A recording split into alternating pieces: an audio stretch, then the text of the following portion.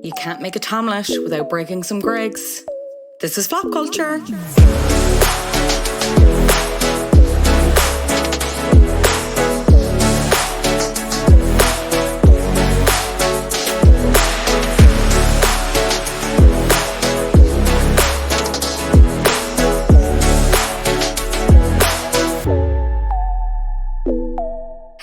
You are indeed listening to Flop Culture, a podcast where we mainly talk about flops, but we also talk bops, hot goss, pop culture at large, and sometimes we get to ask celebs about their favourite flops.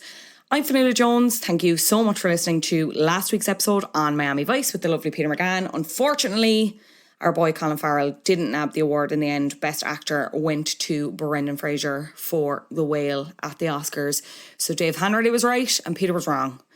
I know he'll do it eventually though. We love you, Colin. Love you so much. And always an open slot on Flop Culture to come and talk about your favourite terrible movie if you ever want to. But speaking of the Oscars, let's get into some news.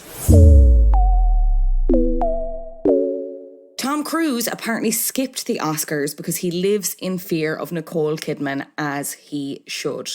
People thought he was going to show up potentially because Top Gun Maverick, the Top Gun sequel, was nominated for Best Picture. And there was lots of chatter prior to the Oscars, like he was at an Oscars luncheon last month. Side note, what is the difference between a luncheon and a lunch? Are we just adding eons to it? Dinner eons? Breakfast eons? Is it just a fancier lunch? Or is it just lunch? Anyway, on the night, he was nowhere to be seen. He was not behind the scenes, furiously wiping off Gaga's makeup for her performance. He was not there, confirmed. But there's been reports this week that he didn't go because he didn't want to run into his ex-wife, Nicole Kidman. And honestly, can't blame him. I'd be quaking too. Have you seen that photo of her leaving her attorney's office when their divorce was finally settled? That's a woman with power. That is a woman who, in that moment in time, probably could have walked on the sun and would have endured no damage. So, yeah, fair play, Tommy. I think you made the right call there. Tell you what he didn't skip, though. Michael Caine's 90th birthday, which appears to be held in what looked like a function room in a jury's inn, and which boasted such entertainment as Denise Welch from Loose Women doing stand-up for some reason. Take a listen. And only the other morning, she said she heard a scream from downstairs, and it was Michael shouting, "Shakira, look, there's a parcel, me Olympic condoms have come." He said, "I'm going to wear the gold one tonight," and she said, "Well, why not wear the silver and come fucking second for a change?" Anyway.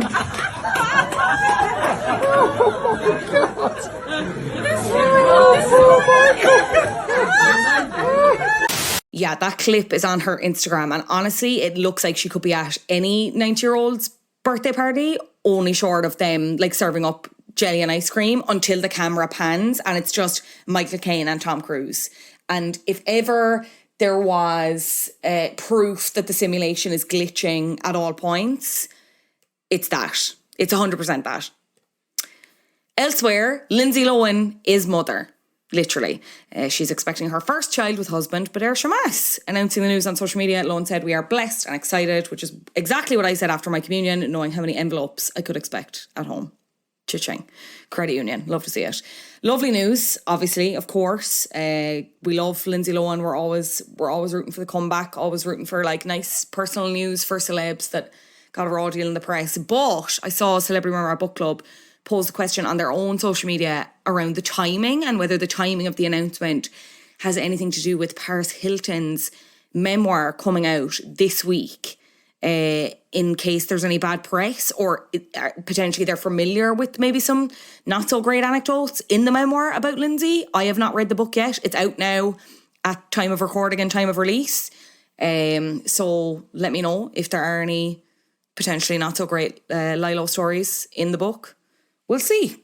We shall see. And then finally, Liam Neeson is starring in his 100th movie, which I got to see this week. Marlowe sees him reunite with director Neil Jordan for the 4th time and become iconic detective Philip Marlowe, embroiled in an investigation where all is not what it seems. And I got to catch up with Liam to hear more about the film and ask him about his favourite flop of his own. Kind of. Enjoy. Liam Neeson, a pleasure to speak to you. And I want to ask you, why Philip Marlowe? Why that character? What was your response when that script landed in your lap? Well, let me put it this way. I'm an avid reader. I've been for many, many years. And strangely enough, the one author I never read was Raymond Chandler. So when this project came up, and it was a chance to work with Neil Jordan again, he's a friend. I've known Neil since the late 80s, 1980s. This is our fourth film. I wanted to jump at it, so I knew it was going to be something of quality. I started reading Philip Marlowe and eventually read the script and thought, this is good. I have big shoes to fill after Elliot Gould, my God, Bogart. Some wonderful actors have played it in the past, you know. But I thought I had enough maturity, experience to take it on, you know. I think so. 100th film. I think that stands to reason. Let's talk about, working with Neil Jordan again. What was that like? Great.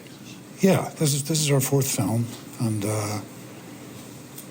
I think at this stage we have a kind of a shorthand language, you know. There's no big, heavy discussions about the methodology of stuff, or I can tell when Neil comes from behind a monitor, if he's chewing the inside of his cheek, I know the scene's maybe not going the way it should, or one of us should speak faster or slower, you know.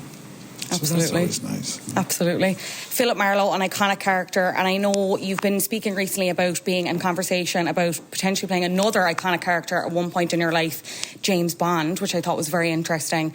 But that got me thinking, is there any other character that you haven't played, that fictional character, I should say, that you'd love to have a crack at? Yes. Can you tell me? Is it a secret? No. It's way before your time. These corny films called Naked Gun. Okay. And there was a wonderful actor, heavy actor. I don't mean heavyweight-wise. He was always a heavy in movies, called Leslie Nielsen, who played this dumbass detective who was hilariously funny. The films were very, very successful. They made about 3 or 4. Anyway, they're going to reboot those. Okay. And they've offered me the part of Leslie Nielsen, so it'll be either the end of my career or a different avenue. You know? So we're going to shoot it sometime this year. That's very exciting. Very exciting. My podcast is all about reevaluating kind of past works within culture that maybe weren't received very favourably at the time.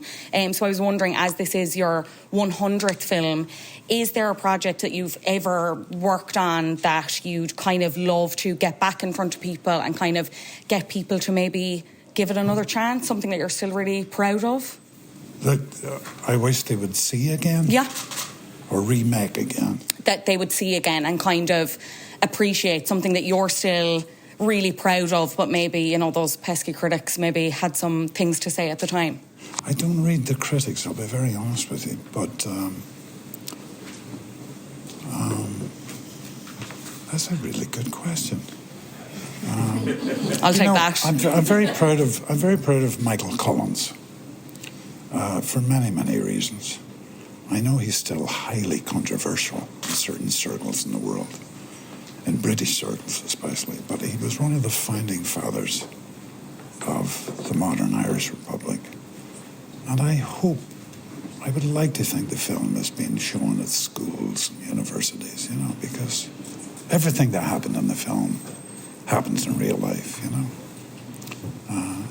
Neil's very proud of that film. I am too. It took a long time to get the money together to make it because there was still a war going on in the north of Ireland, But they made it, and I was very honoured and proud to be part of it. And Alan Rickman, Stephen Ray, Aidan Quinn, extraordinary cast, Julia Roberts. I think it's a really good film, and I think it's important our young people learn something of the history of our country, Absolutely. Liam, a pleasure to speak to you. Thank you so much for chatting to me. I appreciate it. My pleasure. Enjoy the rest of your evening. Thanks, Tom. So there you go. You can see Marlowe in cinemas or on Sky Cinema on March 17th, aka St. Patrick's Day, which is very apt. There's a great Irish contingent in this movie. And then on Michael Collins, what do you think? Were people too hard on it? Let me know. helloflopculture@gmail.com or get in touch on social media at flopculture_pod. Now, on the topic of flops, let's talk about this week's one. June 3rd, 2018, the day the world would change for annoying people forever, as that is the date that the TV show Succession first premiered. Heading into its 4th and final season this month on March 26th in America, we get it the next day. The show follows the Roy family as they attempt to wrangle control over their father's media empire. It's achieved widespread critical acclaim and made household names of its cast, but the two people who have dominated the conversation since the show's 3rd season are Brian Cox, who plays patriarch Logan Roy, and Jeremy Strong, playing the eldest, tortured, incapable son, Kendall Roy. As fractured as their relationship is on the show, it's their real-life jabs that are making all the headlines this year, which begs the question, just how method are they going ahead of this new season? Joining me to discuss the relationship between Brian Cox and Jeremy Strong is political correspondent Eoin Keane. Eoin, what a pleasure it is to have you on Flop Culture. We finally made it. We finally made it here at last. It was a bit of a journey, but yeah, finally I'm here. Because we were originally going to do Liz Truss, whose name I was struggling to remember on the way in here. I was like, Nicola Sturgeon? No, not Nicola Sturgeon with a different haircut? No, fully a different woman. We were going to do her, and then she didn't even last long enough to like really flop. Exactly, yeah. That was the thing. I picked Liz Truss because, as I said, she cured my imposter syndrome, because I was like, if Liz Truss can become the Prime Minister of the UK, anyone can do anything. But then she got deposed by a head of lettuce. Yeah. So, yeah, it was, and then there was a few other ones. I mean, this is being a guest on this podcast has taken over my life, because I'm literally going through like day-to-day things and being like, flop. That's a flop. I could think that as a flop. But I don't.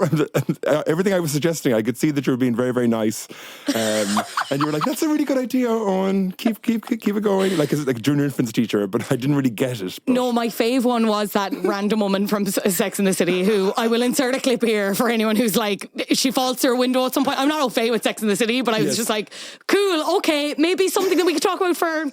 Longer than 2.5 minutes. I could talk about that for literally 10 minutes. I could do like a monologue.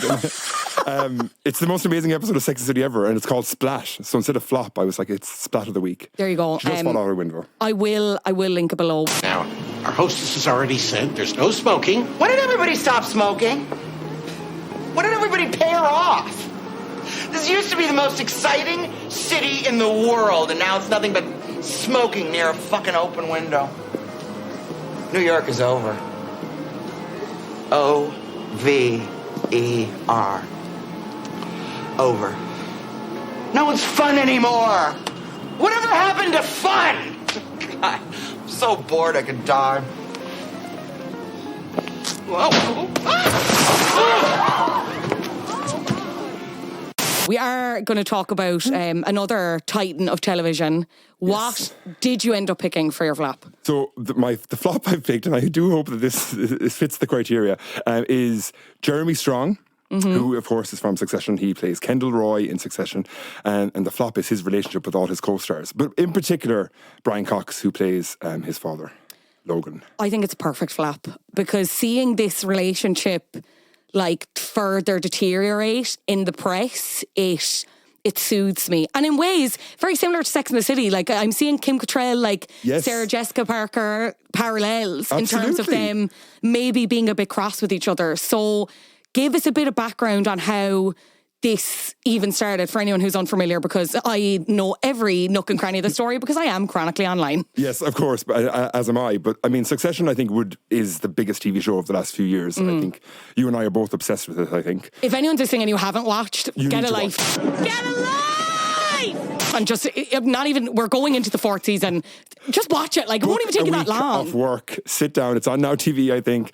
Just sit down and watch it. It's amazing. It's like, I think it was described in one of the profiles that I was using as my research as kind of King Lear for the media industrial complex, and that's very what it is. And it's kind of based on like Rupert Murdoch, who obviously owns like the Times and Fox News and all these things, who is this patriarchal figure who has his children, and he's trying to decide who will succeed him, if any of them are capable of the job, which does sound like a bit of a boring premise, but I mean, it's very, very funny. There's a load of pop culture references that are just excellent. There's a load of characters that are just so funny and so refreshing to see on TV, because they're people that you would never normally see, including Kendall Roy, who's played by this guy Jeremy Strong, who I know that name mightn't ring a bell, but if you saw a picture of him, you'd be like, oh yeah, okay, I know that guy, because he's been in the background of so many films.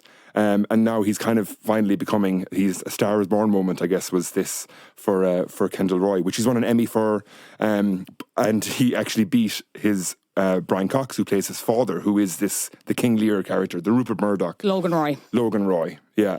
And I think it is kind of funny, like, if you watch the TV show, you understand that they have a very storied relationship, let's say. Like, I mean, it's very clear that they don't always get on, but they're almost a bit like, it's almost a parasitic relationship, but he really depends on his father's love.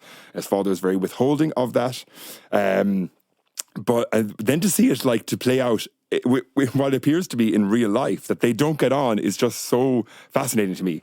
And there was another recent profile of Jeremy Strong. I do love a good profile in a magazine. I always find them to be so interesting. I love a good profile, because this did all kick off with the kind of main profile that you're referencing. It was the New Yorker. Yes. The end of 2021, Michael Schulman wrote it, and it was on Jeremy Strong, and it was the title, will correct this if I'm wrong in post, but it's on Succession. Jeremy Strong doesn't get the joke, and it's this very, like, it is a great profile, right? And we can talk about interpretations of it or whatever. But in it, he's essentially going through how he approaches acting.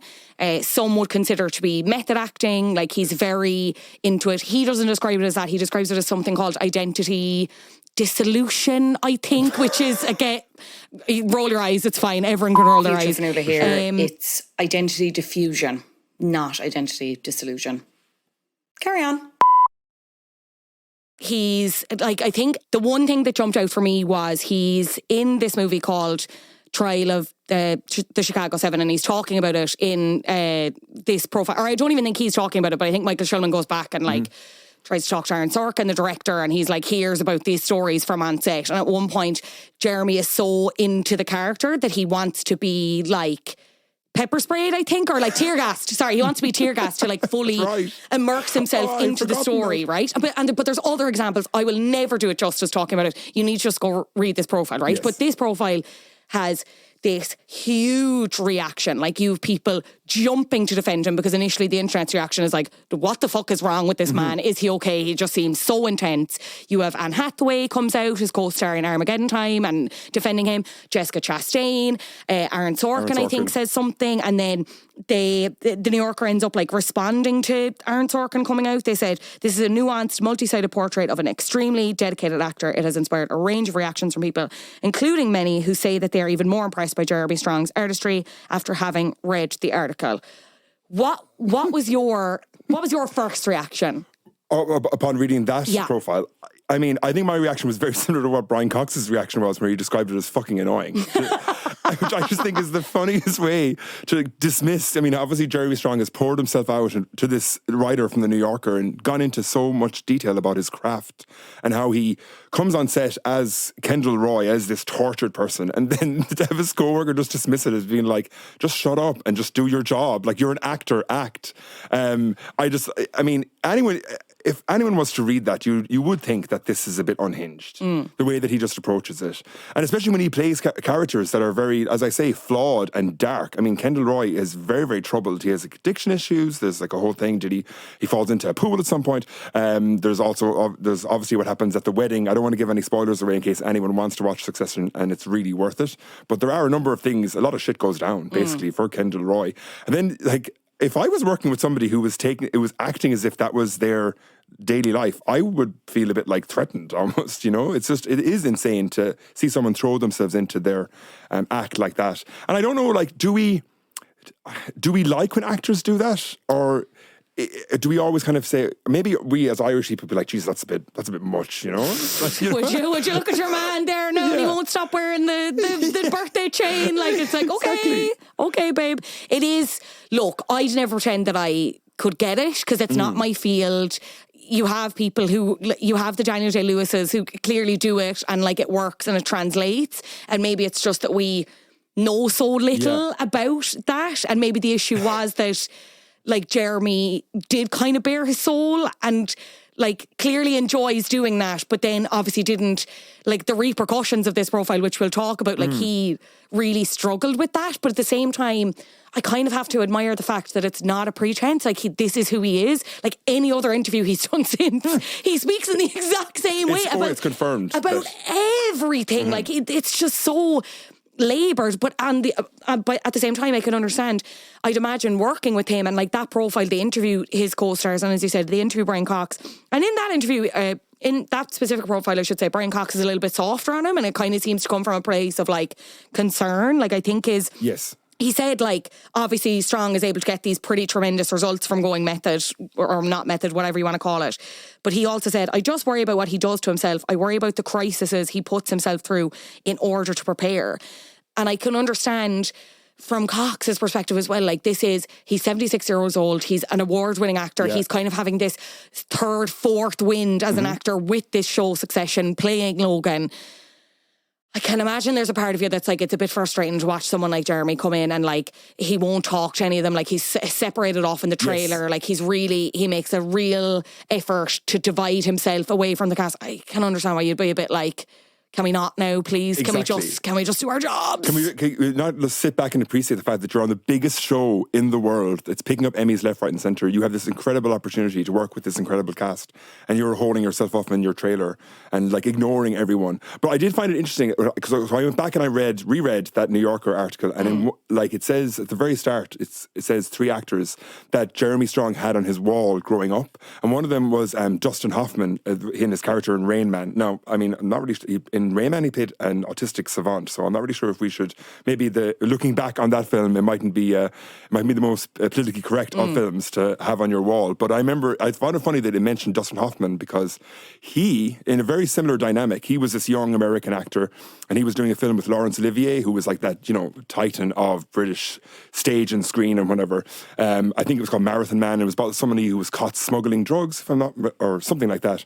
And in one scene, Dustin Hoffman had to act exhausted, so he stayed up for 3 days and 3 nights, and he arrived in to do the scene, and Laurence Olivier was like, have you ever tried acting, dear boy? And I was just like, this is literally what's happening again. Like Brian Cox is just, as you say, has gone through this amazing career, is having his, you know, third or fourth renaissance, I guess, and he obviously gets it, and he's like, why are you putting yourself through so much strife?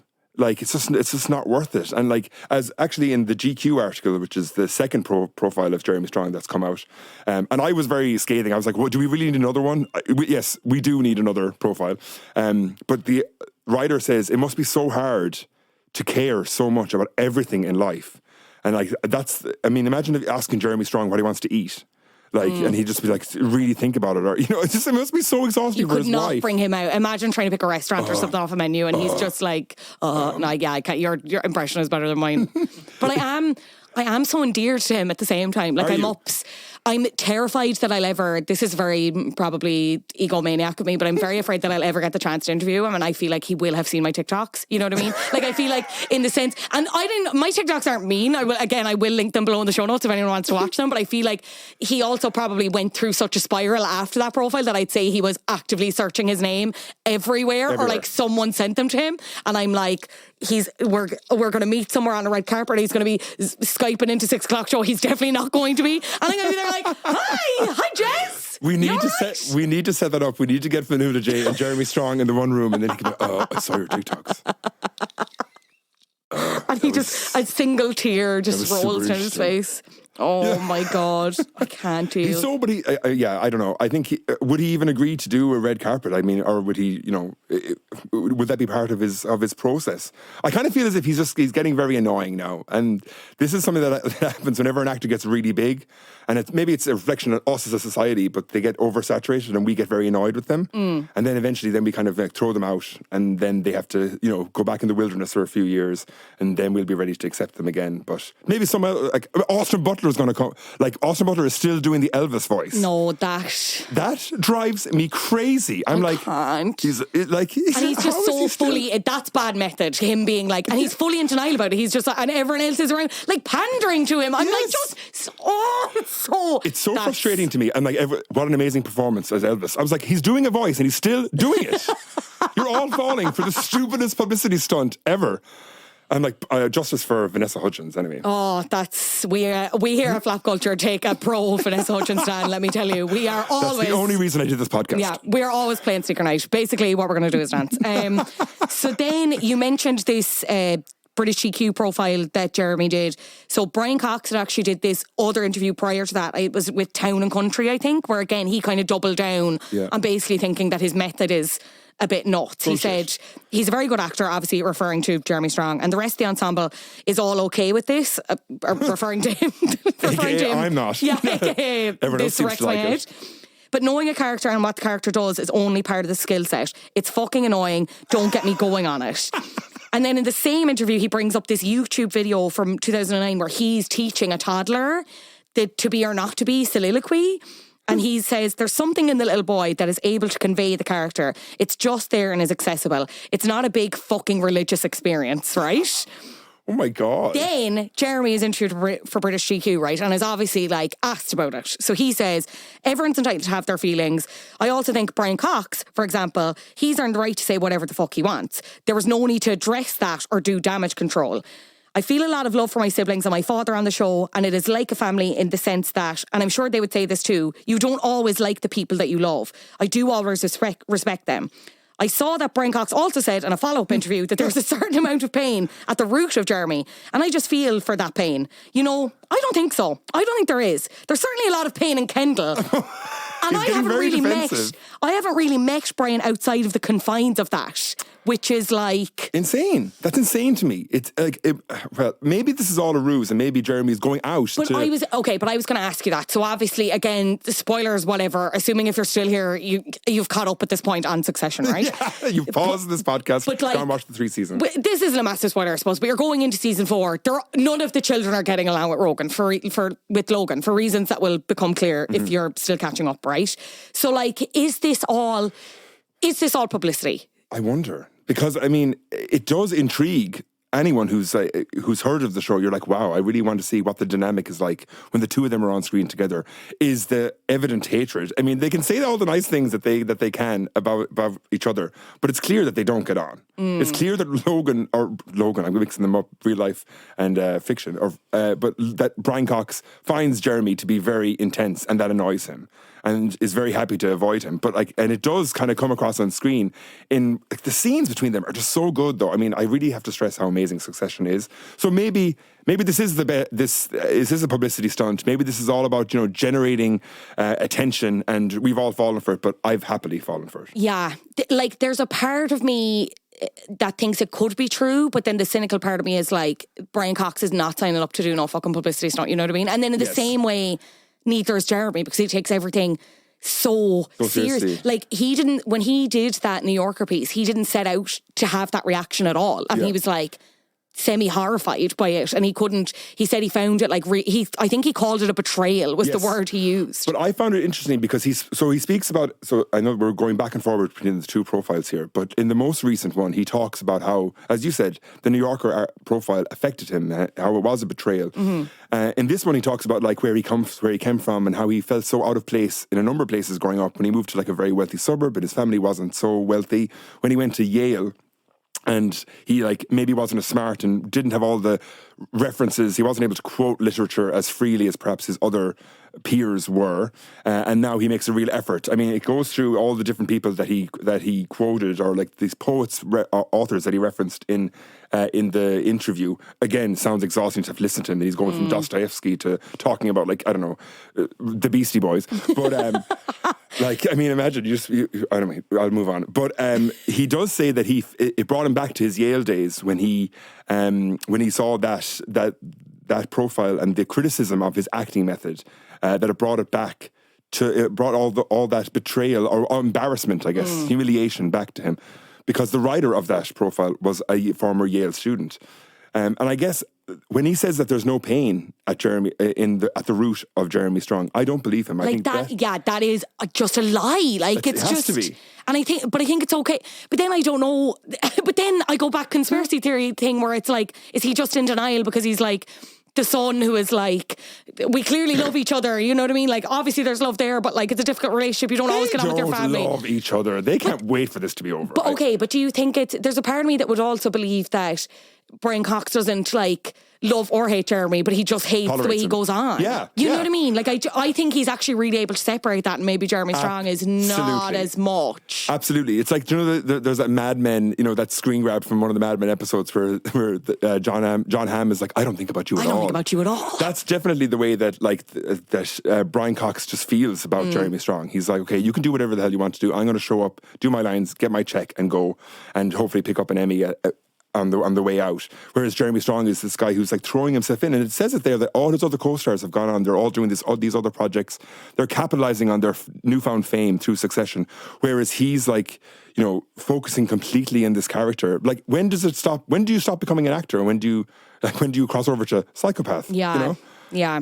Did you watch the video he did for British GQ where it was like, so it's essentials for life? I think Paul Mescal did it recently as well, where it's like, you know, 10 things you can't live without, whatever. Again, Jeremy didn't... This causes a severe eye roll for me, because there's no way they pick what they actually need for life. But that's the thing as well. But he also was like, I didn't pick 10 things. Here are like 15, 20 of the most precious, like basically things he's robbed from set and stuff, and like things he's kept, like he has the letter he rips up at the end of season 2. Amazing. Yeah, which like he has a lot of like, it was the video that kind of brought me around to him. Again, it's a lot of like kind of pretentious talk, but in a way I don't think he's pretentious. But anyway, but he talks about, he has these sunglasses that he got on to the designer because he thought they were perfect for Kendall, but they don't make them in the colourway for that model or whatever, and he's talking about it, and they have Kendall's initials on them, and he says that he also got a pair for himself, but they also have Kendall's initials on them, and but he kind of makes a joke then. No, I'm sorry. What does he say? He makes a joke that, so I do know where one ends and the other begins. Jacques-Marie Mage, sunglasses, the best company making sunglasses right now. Jerome Mage, a Frenchman who lives in LA. I have been very deliberate about Kendall's sunglasses, and I'd worn some of his frames last year, and I kind of sent up a flare and reached out to him and asked him if we could collaborate on something for this season. So his frames are made in Japan, and he went there, and I pitched him sort of the colorway that I liked and this old model that they didn't make anymore. He made Kendall these sunglasses, and Kendall's initials, Kendall Logan Roy, KLR, are written on the inside. I have my pair, which also say KLR, and Kendall's pair. So I do know where one ends and where the other begins. Which people are also kind of interpreting. Now, you could say it's directly like a jab at Brian Cox, or is it around the further or the fuller discussion around him kind of being... Oh God, that actually is a bit creepy, I think. I don't think... He's so into it that I'm just kind of... Where does the character stop, and is his personality completely subsumed by it? No, I think it is with every role. But then there's a part of me that's like, do you need to do that for acting? But then I suppose the obvious answer is no, because not being funny, you don't see Colin Farrell's not still with Jenny the donkey walking around. You know what I mean? Yeah, exactly. Anthony Hopkins still isn't eating people's faces. You know? At some point it's okay to stop. Yeah, exactly. Like when, I don't know. I mean, but it's working for him. He is one of the biggest actors in the world at the moment. And it's obvious that there's certain people who really appreciate what he does because, as you said, when this profile first came out, there were so many people who came to his defense, like Anne Hathaway, Jessica Chastain, and all these co-workers who were like, what he does is amazing, etc. Maybe it's just them taking themselves a bit too seriously. And again, I think this is like maybe something as Irish people, we can look at it and be kind of like, look askew at it and be like, Jesus, that's a bit much, But I think it's also the thing of... Americans, at it again.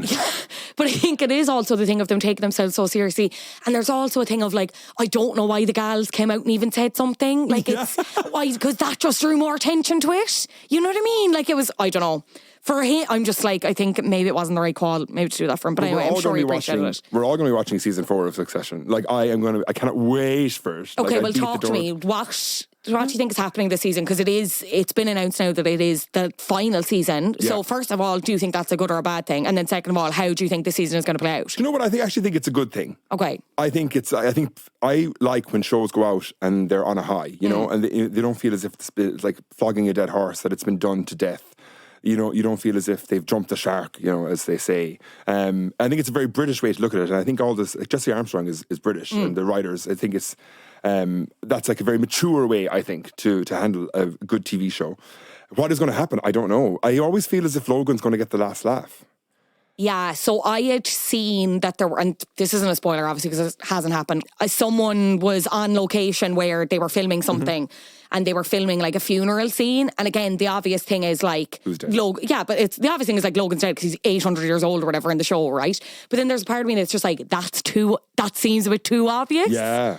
So then I'm like, who else dies? Like, it's... I mean, that would be an amazing twist for as you say, we're recording this before we've seen the first episode. That would be such an amazing twist for that to happen. But I mean, it's the possibilities are endless. The last episode of season 3, I thought was like one of the, some people like watch The Red Wedding and they used to film their reactions from Game of Thrones when everyone was getting killed, and they're all just like staring open mouthed at the screen. That was the way I was at the end of the final episode of season 3, even though nobody dies. I thought I was going to be sick. I was, oh my God. The car journey there, and they're like, or no, and like he's given the monologue, and they're all sitting in the dust, and they're all, and you can see them coming together, and you're like, oh, yes. And then it's just, it was amazing. It's so dramatic, and it's exactly what I love because I love drama. Yeah. So it's just, I can't wait for season 4. Who's your favourite Roy? Shiv. Shiv supremacy. She's just, and do you know what? I am convinced that after season 1, like, do you remember, like, it wasn't really that big here? And I'm not trying to say, like, I knew it before it was famous, but I remember he was their first girls. Yeah, exactly. He watched it before we told him on the bandwagon. Just saying. But I'm convinced that I saw Shiv, like the actress that Sarah Snook, isn't it? Yes. In the Black Door in Dublin. No way. Yes, she was. When? This is like right after season 1 when it had just come out and hadn't even like hit like British or Irish TV. But I remember somebody had said it to me, so I was watching it. I was illegally downloading it, and Flop culture does not endorse that. Watch it wherever you want. Legally. Yeah. I'm joking.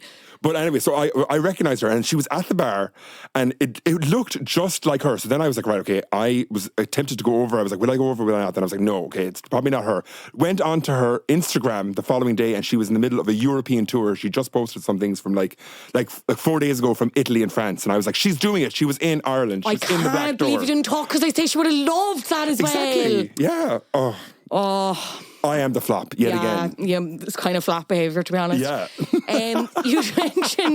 You'd mentioned when you said about doing this episode other kind of funny celebrity feuds, and there was one in particular that I don't know how this is even related, but it does just make me laugh. And I'm sure for anyone who hasn't heard of it, I just want to give them a good laugh of a Thursday. So talk to me. Who else comes to mind when you think of this? This is it. I was thinking of classic feuds, and traditionally we'd go. There was that TV show with Betty Davis and Joan Crawford, and I was like, no, what we need boring. Yeah, flop. What we need is that we need to do a feud series on Azealia Banks versus Aer Lingus, because it's the funniest celebrity feud I've ever heard. She had like a whole, I love when you log onto Instagram and you see Azealia, whenever she's not banned from Instagram, and you see Azealia Banks has a lot of stories up, and it's just like, it's literally like 100, and she'll write, she'll have written, messages about who she wants to target and who she really hates. Who she hates that day. Aer Lingus was the particular one. I can't even remember what happened. I think she was going from the UK to Ireland. They lost their luggage. They wouldn't let her to her seat. She starts kicking up a fuss. Azealia Banks is, of course, this rapper who is very quick to very quick to have a feud with basically anyone. Anyone, yeah. Via social Her own media. shadow, probably. Yeah. She said that Aer Lingus sounded like the name of an enema. At one point, she was like, then the Irish people do not deserve this. Talking about Aer Lingus. She made some, the comments that she makes are just the most outrageous. She started bringing up the potato famine. It was just insane. All over, like, not being able to get to her seat on time. She started making comments about the staff as well, from what I remember. Like, yeah. Azealia. Very derogatory comments towards the poor Aer Lingus the air stewardesses, who I will always stand up for Aer Lingus air stewardesses, because once, this is a very random tangent, but once I lost my wallet on a flight, and I was on Erasmus. I was coming back from Toulouse, lost my wallet somehow on the flight, bought a coffee, couldn't find it then afterwards, and the Aer Lingus stewardesses all did a whip around so I could get my bus back to Clare. So I'll never forget them for that. That was the nicest thing ever. Aer Lingus, not a flop. Yeah, exactly. No, despite what Azealia Banks says. But Azealia Banks is just, as I say, she's one of my, and this is actually a reason why I'm kind of endeared to Jeremy Strong as well, because I like when celebrities are a bit mental. Like Same. I like this. When this interview came out, I was like, yeah, it is a bit nuts, but this is what I want from celebrities. Absolutely. I want them to take everything really seriously and be really literal. Like I hate, especially with, the introduction of social media and them being able to control the narrative way more in ways.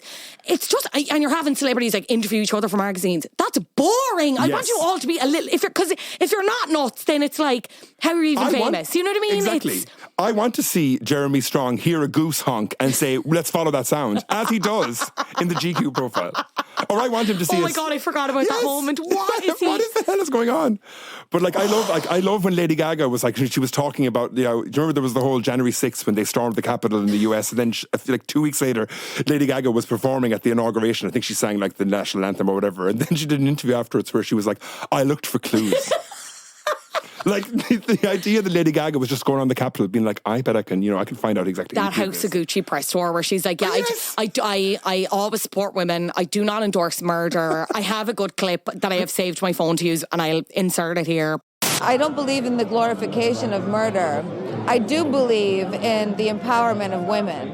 But I keep saying this as well. Imagine how unhinged she's going to be on the Joker too. It's going to be insane. It's the only thing getting me to that cinema. Do you know what I mean? Absolutely. As someone who has not watched the first one, probably never will, don't really care. I'm sure I'll pick up the plot. Yes. Whatever. Absolutely. My bum will be in that seat and I will be eating good. Front row. Oh. But this is because remember the whole House of Gucci thing where Lady Gaga was on this insane press tour where she was like, she feared for her life in case the person that she was portraying showed up. She was like, we were in Italy. She could have showed up at any time. And where she wrote a book. She wrote a biography of the person she was like, which no one else read. She just wrote it herself. Insane. But then she doesn't get an Oscar nomination. And I remember I saw a tweet saying Lady Gaga not getting an Oscar nomination is her Joker moment. Then the next thing is she's in the Joker movie. She is the best celebrity ever. Like, I just love when they're unhinged, when they're absolutely crazy. That's exactly what I want. And Azealia Banks is perfect for this because, like, I mean, you go onto her Instagram and she could be sacrificing a chicken and doing a voodoo dance. She did that. Yeah. I was about to say that it sounds like Owen's telling a lie. He's not. That happened. Yeah. That happened. Imagine the craziest thing, and Azealia Banks has done crazier. Or the feuds that she's been in. I remember, like, if you go onto the Wikipedia page, I think it's been changed now. So I think she's signed up to a new record label. So maybe they're trying to soften her image a bit. But it used to be like a full paragraph of all the celebrities that she's feuded with. And it went like in alphabetical order. It's like, there's like, must be 40 names. And at the very end, and the nations of Sweden and Ireland. And I was like, so amazing that this woman has feuded with nations, And how do you fight with Sweden and Ireland? Like, we're pretty like polite, won't put up much of us. And Sweden, the nicest people ever, exactly. Probably. One of my favourite countries. It's insane. Oh, my God. But she makes great music. She does. And I really do wish she'd stick to that. But anyway. Yes. Neither here nor there. It's been a pleasure. Do you think there's any chance of reconciliation between these two, or is it? When this show wraps, is that it for them? I think definitely. Brian Cox, as you say, is in his 70s. He has lived a life. He does not want to put up with any more of this BS from his what he thinks is BS from his co-stars. I think this is going. I cannot wait to see what happens as in season 4. Does Kendall Roy succeed Logan Roy? Does anyone succeed Logan Roy? And then, of course, we're going to have the two of them competing for all like the Emmys and the Golden Globes, and it's going to like who's going to win the Emmy for the final season? Is it going to be Brian Cox, the traditional actor, Kendall Roy, or I keep mixing up their names and their He is characters' Kendall names. Roy, He so is it's Kendall fine. Roy, yes. Jeremy Strong. The follower of the goose honk. Yeah. We'll see. Yeah, I'd love to get a good few speech moments, but I feel like, again, you'd wonder if they'd ever say anything publicly. Probably not. Probably anyway, not. I love it. What is the tea? The girls are fighting. An apt quote to go out on. Exactly. Where can people follow you, find out more? Oh, God. Why would they? Well, if they want to. You're very funny on Twitter, but you also do very important work in the political sphere. So yeah, exactly. Plug it, babe. Plug whatever. Unlike Jeremy Strong, I'm able to, to differentiate He between has my a work-life professional... balance, girls. Yeah. Not to brag. So I'm Eoin Keane 101 on Twitter. So follow for, all the latest memes and your news as Gaeilge. There you go. Owen, an absolute pleasure to have you on Flop Culture. You're more than welcome back at any time. Thanks, Fionnuala. Huge thanks to Owen for joining me. I'll leave all of his details below. Succession Season 4 premieres on Sky Atlantic Monday, March 27th. And if you want to catch up on all seasons beforehand, you can do so on Now with an entertainment membership. I'm so excited. You have no idea. We will be talking about it. Maybe not every week, but we will certainly be talking about it here. So come join me for that. Finally, who was top of the flops this week? You're a flop. Top of the flops this week is Netflix for pulling the plug on Nancy Meyers' rom-com. So she was working with Netflix on this new upcoming movie. I think the working title or the code name for it was Paris Paramount, right? And I really think this would have marked like this rom-com renaissance that I spoke about with Robin a couple of episodes back. But the movie was getting too expensive for Netflix. So Nancy wanted a budget of $150 million. Netflix said, we're not going over $130 million. This would have been her first movie in almost a decade directing. The last movie she did was The Intern with Robert De Niro and Anne Hathaway, iconically. It would have been the most expensive romantic comedy of all time in terms of names that we were looking at. Scarlett Johansson, Penelope Cruz, Michael Fassbender, Owen Wilson, all looking at roles. But Netflix said, no, it's not worth it. It's not worth the money, which I find hard to believe. And it brings us back to this conversation about how we view rom-coms and whether we take them seriously enough. We don't. And I'm not looking at $150 million being like, that's an absolute bargain, Netflix. Why would you not? And especially going into this streaming era where we've kind of entered this, not lawless land, but I suppose we're leaving the lawless land in which streamers were just making loads of things for loads of money. And it was like money was no object because it was the new cool thing. And now it's like we have all of this content. Is any of it really making money? I get it, but put some respect on Nancy Meyers' name. All right? The Holiday alone, Father of the Bride, The Parent Trap, you would have gotten every single dollar back in terms of production, because it's what she's known for, like the set design. I'm furious. I'm furious. And especially when you consider the story of the movie as well. Like, wait till I tell you this now. So, the film would have centred on a young writer-director who falls in love with a producer. The pair make several successful films, that's a hard word to say, before breaking up both romantically and professionally. They are forced back together when a new great project arises and they find themselves having to deal with high stakes and volatile stars. And it has parallels with Meyers' own life because she was with Charles Shire for a long time and they worked on movies like Private Benjamin, Baby Boom, The Parent Trap, Father of the Bride, movies I already mentioned. And then when they split, she went on to do What Women Want. Incredible. You cannot say a single thing to me about that movie. Something's Gotta Give. And The Holiday, again, as previously mentioned. I don't know, like, I've seen streamers throw money at stupider shit, you know what I mean? Like, maybe anything that Noah Centineo has ever made, bar To All the Boys. Like, and I know Netflix already work on a lot of projects that are already very expensive. So you look at like the likes of a Stranger Things, right? I get it. A lot of money to make those, the Demogorgons beaten, you know? And same with Bridgerton, costume design, that season, that series, that show's getting bigger and bigger, star power or whatever, you know, and they're doing about 800 spin-offs. I get it. But you can't tell me that they didn't have the money for this, but they did have the money for like the stupid shit they do, like that Perfect Match show where they just got like 800 other Netflix love reality show stars to come back and be like, fall in love with each other now or else. You know, I know you weren't paying them that much. You know, I find it hard to believe. And especially when they're on their crackdown of like password sharing and, you know, the accounts are getting more expensive. And if you want to have multiple names attached to an account, all I'm saying is if I had $150 million, I'd be giving it to Nancy Myers, and she wouldn't have to make a movie or anything. Just give it to her, you know? Give her the world. Give her the world. That's what I say. Honorary flap this week, I should say as well. And sorry, perpetual flap. Gwyneth Paltrow talking about bone broth. Give me a break. Do what you want in the sanctity of your own rich prison. Drink your bone juice. You don't need to tell us about it. Nobody cares. Glorifying horrible eating patterns and making it seem like it's normal and it's funny and it's kooky and it's quirky because she's talking about selling eggs that are made of marble that you put up your wherever. Perpetual flap behaviour. Netflix, Gwyneth Paltrow. Hard looks in the mirror are required. That's what I'd prescribe to you if I was a doctor or a pharmacist, but I'm not. So there.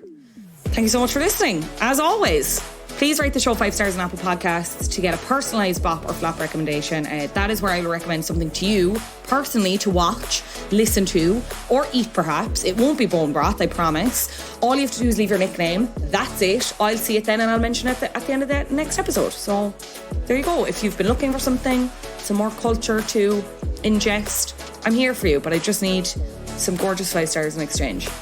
I receive 5 stars. You receive a gorgeous recommendation for something. And you can also leave a 5-star review on Spotify. It helps people find the show. It's hugely appreciated by me. And it's a nice thing to do, I think, ahead of the long weekend, or just ever, depending on when you're listening to this. This podcast has been edited by Adam Shanahan. Artwork is, as always, by Brian Lambert. I will see you next time. Bye-bye.